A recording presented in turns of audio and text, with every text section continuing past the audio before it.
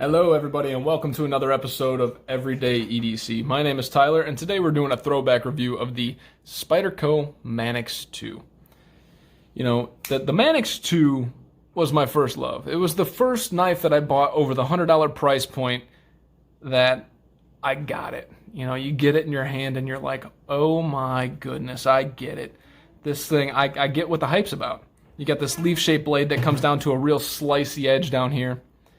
The Spidey hole, you know, everybody loves the Spidey hole once you get used to it. It's got this ball-bearing lock, which is kind of unique for Spyderco. Most of the time they deal with either the compression lock or the liner lock, or their older models, they have that lock back.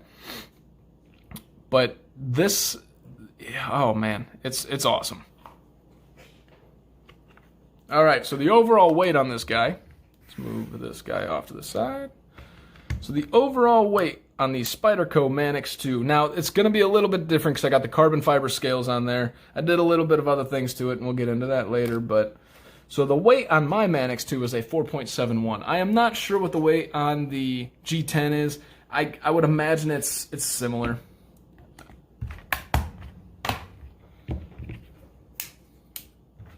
Let's go into blade stock thickness. Wow, I think I'm doing that wrong. 120 thousandths. So it's relatively thin, and then you got this whole edge. I'm sorry, this whole blade face to come on down. And it's a fat blade face. That's what you get out of the leaf-shaped blades, right? You basically have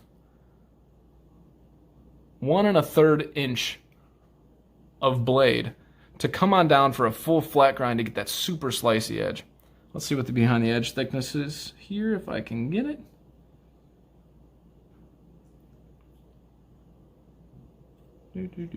Coming in at about 20 thousandths. So not the sliceyest, but it's slicey enough. Slicey enough for me. The overall length on this guy is coming in at almost an even 8 inches. The blade length is coming in at in between 3 1/4 and 3 1/2, and your overall cutting edge is just about 3 inches long. So what's the hardware on this guy? Well, I'm glad you asked. So the pivot, I'm glad you asked, because I don't know. What the hell? So the body screws are a T8. That freaking, I thought I was prepared, but. So the pivot is actually a T10, which is awesome. Everything else is a T8, including the pocket clip screws.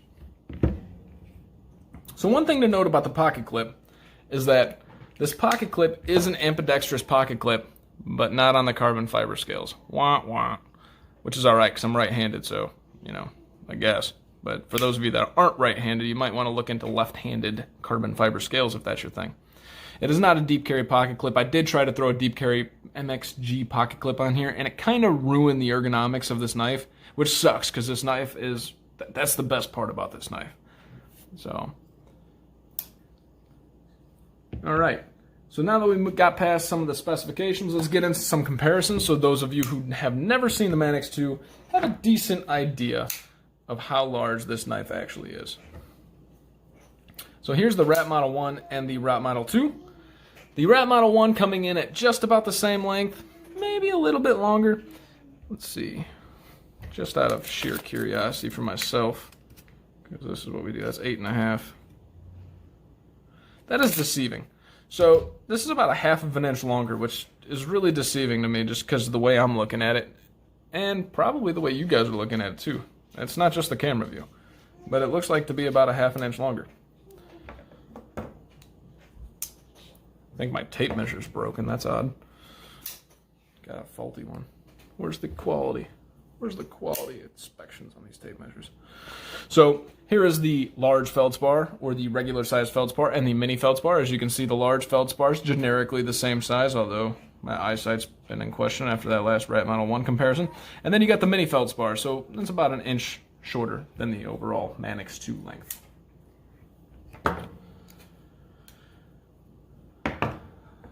Right now, we're going to show you the Civivi Durus. And unfortunately, you guys get to see what I did to my Civivi backlash. I'm going to have to fix this. I was going to fix it before the video, but I figured I'd make a little fun of myself. I like to do these acid washed blades, and I attempted to do an EE for everyday EDC on the blade there, and turns out I paint like a child, which is essentially what you're doing. You're painting your model there freehand, and it literally looks like a kindergartner tried to figure out how to write an E. One's backwards, one's forwards. So thanks to the kindergarten teacher for never working with me in finger painting. As you can see, it's a little bit longer than the Durus and about the same as the backlash. And then last but not least, I got two Spydercos for you. I would do my Spyderco PM2, but he is currently on vacation. So I have the Spyderco Tenacious, which is a little bit shorter than the Manix 2, and then I have the Spyderco Astute, which is much shorter than the Manix 2. Both of these also have the leaf-shaped blades, as you can see. Kind of cool to look at, right? Boop, boop, boop. All right. So my thoughts on this knife. The great, and nobody can deny this, the great thing about this knife is the ergonomics. The choked up position is one of the best choked up positions that you'll ever feel, in my opinion. And then the regular position you can bear down on really well. Now, I can feel this pocket clip, but I'm telling you, when you put on that deep carry pocket clip, it sticks out the sides and it drives you nuts. I can feel the pocket clip, but it's not going to bother me. It's a wide enough body to where you don't need the contoured scales, because these are not contoured, although I might be in the market for some. That'd be kind of cool. It has this ball bearing lock, which is similar, like I said, to the Axis lock, and it sucks it in from quite a far away. Your opening methods, you can use your Spidey flick, you can use your thumb stud, or thumb flip, you can do a slow roll, and last but not least, you can just use the lock, unlock it, and roll it out. Pretty nice. Now this blade is stupid slicey. Like I said, this leaf-shaped blade is just insanely slicey. You can do anything you want. It's relatively robust. It comes down to a pretty dainty tip at the end, but that's not too big of a deal.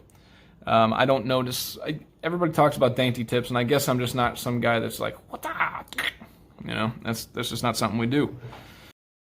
You have this back spacer going on right here. Now this back spacer is usually down here, but it is up here because this is actually the ball bearing lock cage. This sits like this, and then you have this little Y shape right here. Inside the Y shape, this right here and the shaft that goes down there sits right in there with the spring on there. So when you go, that's what locks it into place. Not the knife itself, but the lock itself. So you got some pretty decent jimping on here. It's relatively aggressive, but it does not affect you, like, as far as, like, it's just good enough to really bear down, and you're not going to feel it. You got some jimping on the finger choil, which is awesome. Again, it's not jimping that's going to tear you up. Now, if you were to sit here and go flat, you know, you could probably file something down on that. But again, you probably could with most jimpings, if you tried. So we do have this unobtrusive lanyard hole. We will call it the lanyard tube, as Spyderco is known for. And this thing sucks. Between the lanyard tube and the ball bearing lock, this thing's a nightmare to take apart. I tried to do a video way back in the day when I first started doing videos on changing out the scales from the G10 to the carbon fiber scales, and I ended up not posting it because I was so embarrassed. I could not get this lanyard tube to sit in these scales properly. What I ended up doing was taking this and wrapping it with the cloth and taking a tiny little hammer and going all around this thing just to try and get this to seat properly. Now you guys may not see it, but it's not 100% seated properly, which hasn't caused any issues, but I could see a tiny, like, fraction of a gap in there. And maybe that's just me knowing what I did, but... So, if this whole video you were asking yourself, where did you get that? Because that looks awesome. Man, Tyler, that is a really cool looking version of the Manix 2. Well, I did it myself, and thank you for the compliment, because this is an acid wash blade. I tried to do a tumble finish on it, and it turned out okay. I did acid wash the pocket clip once I gave up on trying to do a deep carry pocket clip on this guy, because once again, the ergonomics got seriously jacked up. I changed out the hardware for black hardware, other than the pocket clip hardware. I did not change that out. And then I changed out the carbon fiber scales. I was going to change out that, but I ended up not doing it just because, you know, to buy one of these and replace it with the Flytanium one is like $40.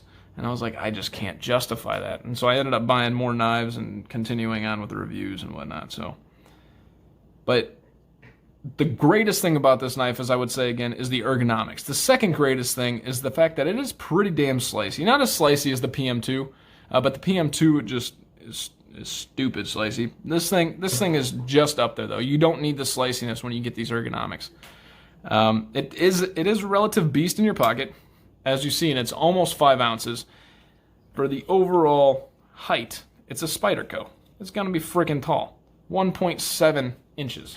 Put that into perspective. The Rat Model 1, which is a pretty large knife, is coming in at its highest point at 1.27. So it's not a super pocket-friendly knife. Let's see here, just to see the width here.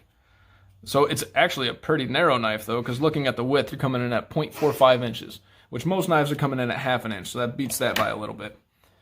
But the bad things about this knife is the carry. I mean, it's not going to carry great because it's a larger knife. It's awkward in the pocket, and it makes up for it in the hand.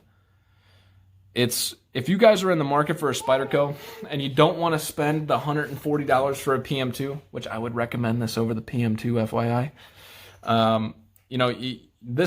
this knife is the way to go. You can get a lightweight version of this knife for $98 on Blade HQ, I think. But the G10 version, which is cheaper than I thought it was. I thought this was going for $140 for the G10. But it's actually going for $140 for the S110V or the S90V with the lightweight blue scales. This was $122 on Blade HQ right now. You can pick this up. You guys are not going to be upset. If you've never ventured past the $100 mark, you can get the titaniums, the Tucsons with the titanium M390 stuff, and, Lord knows we don't know if we trust that or not, because we've seen the Cedric Caneda videos proving that some of that stuff coming out is a little bit too soft. Well, you're not getting that with the Spyderco. You're getting an extremely ergonomic knife. You're not going to pull it out and people are going to go, wow, that's a cool looking knife, unless it's mine because it's awesome. But you're going to pull it out and you're going to get whatever done you need done. It's going to be reliable. This lock is great. This knife is great.